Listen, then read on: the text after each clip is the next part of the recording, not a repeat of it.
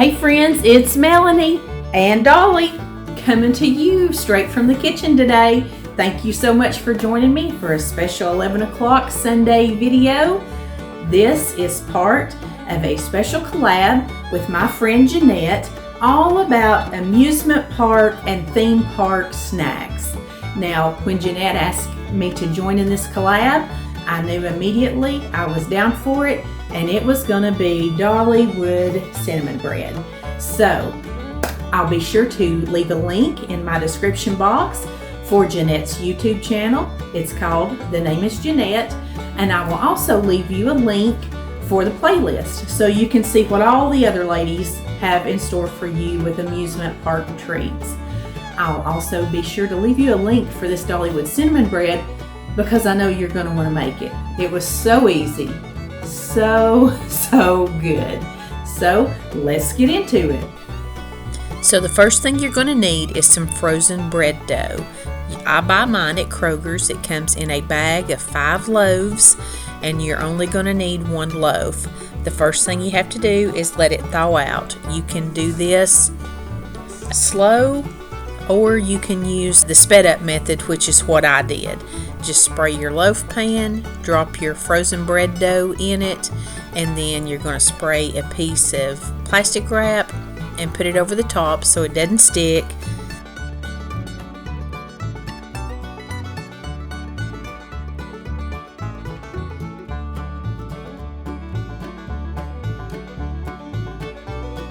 And I have preheated my oven to 175 degrees. Once it hits that, you're just going to turn off the oven, put your bread in, and it can thaw and begin its first rise in that warm oven. And I let mine go about 2 hours, and then you're going to pull it out. And next I'm going to mix up my cinnamon sugar mixture, and it is 1/2 cup of sugar and 1.5 teaspoons of cinnamon.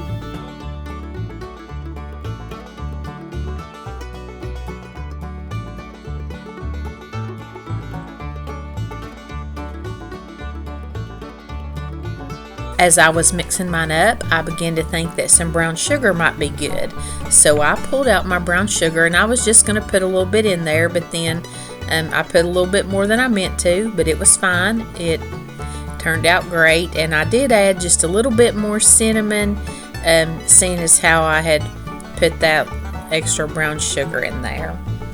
You're just going to mix that up and set it aside. You've got your bread there, and mine had risen quite a bit, so I just kind of punched it down so I could work with it, and then I just kind of dumped that bread dough out on a paper plate. And now you're going to cut it lengthwise in 2 pieces. And this was probably the hardest part of this whole bread making process. If I had thought, it probably would have been fine just to cut it the other way, but this worked fine. Once I got it done, I just kind of shaped it back into a loaf the best that I could. And it is a little bit sticky.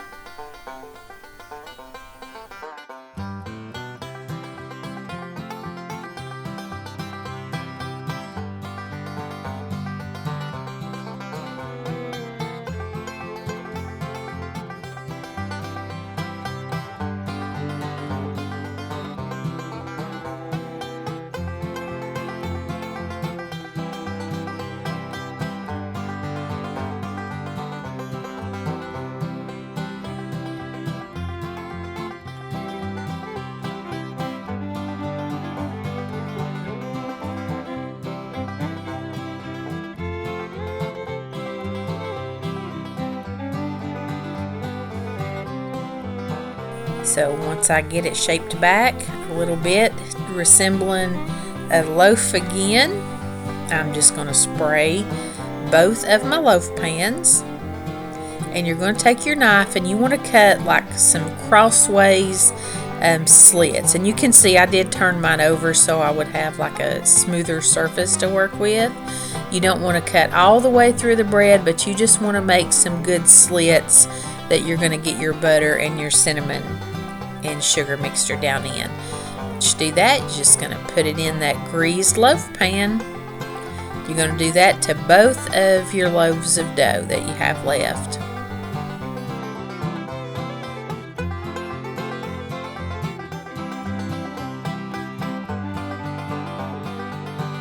Now's the fun part. You're taking half a stick of melted butter and you're going to generously brush it all over your bread dough. You want to make sure and get down into those places that you cut across the bread with your knife. And you want to use, all of this butter.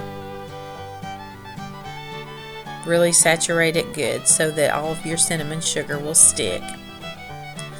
You can see I kind of poked around on mine with a little knife there to make sure that butter was getting down inside. You can see how it's doing its job right there.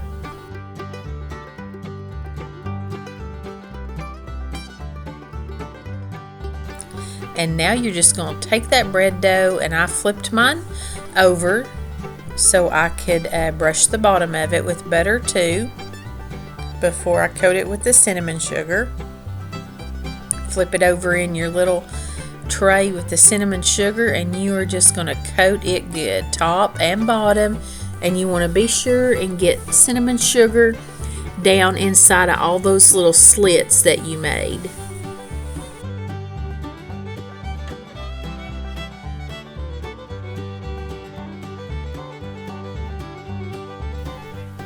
And then back in the greased pan it goes. And you can see I took even more of the cinnamon sugar, just put it over the top, just caked it on there and crammed it down in those little slits pretty good. And then you're going to repeat with your second loaf.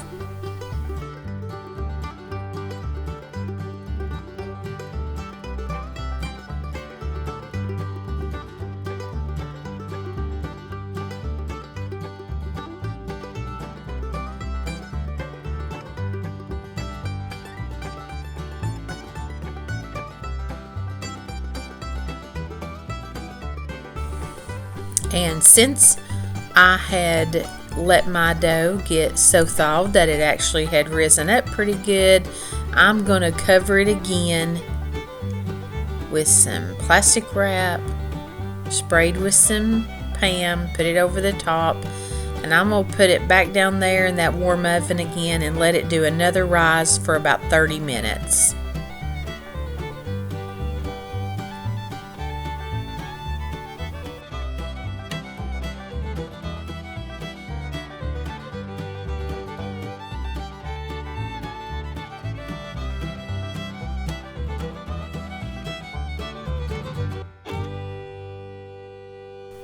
Now you can see after 30 minutes they have puffed back up there nice and pretty, and I've got my oven now preheated to 300 degrees, and you're going to cook them about 35 minutes. And here they come, and this was smelling so good in here. It smelled like Dollywood all in my house that day. And the directions say it's done when you can kind of tap on the bottom and it sounds hollow. So that's what I was doing there. I thought, well, we'll see. And I always have to give everything the old finger poke test and see how it feels. And it looked like it was done up perfect to me.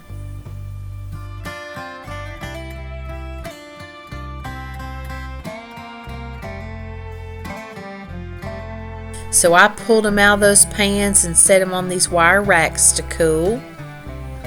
And then I'm going to make a little glaze to go over the top of them.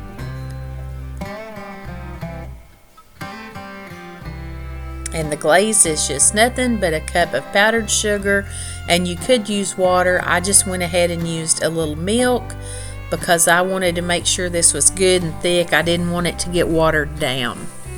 If you wanted to, you could throw a little vanilla in there. I believe the next time I make it, I'm going to do that to give it just a little bit of vanilla flavor. And you can see I just add a very little bit of milk at a time because I did not want this to get runny. I wanted to keep it more of a thick glaze. And that looks about right to me. So we're just going to start drizzling it over the top of that bread.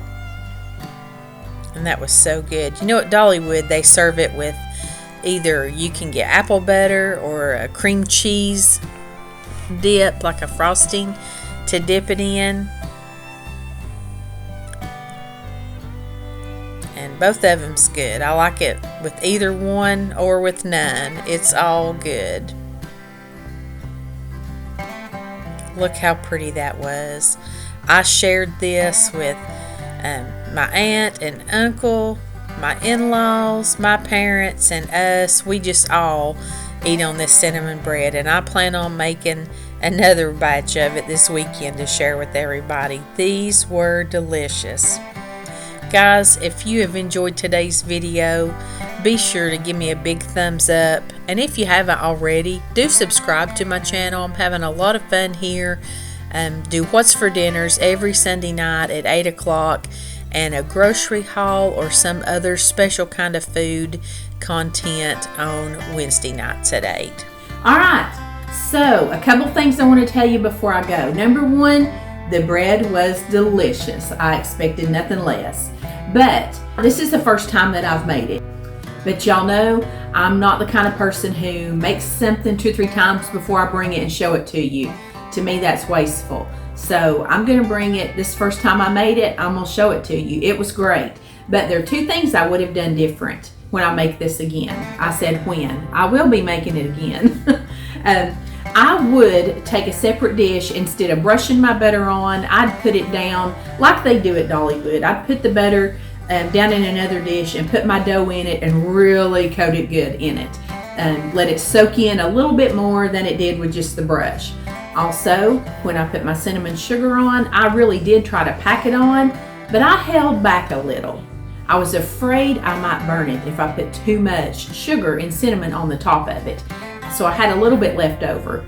Just cooking this at 300 degrees, that was not a problem or an issue at all. So the next time I will take every bit of that cinnamon sugar and really cram it down in there as good as I can. Won't waste a bit. So anyhow, that's the only 2 things I would have done different.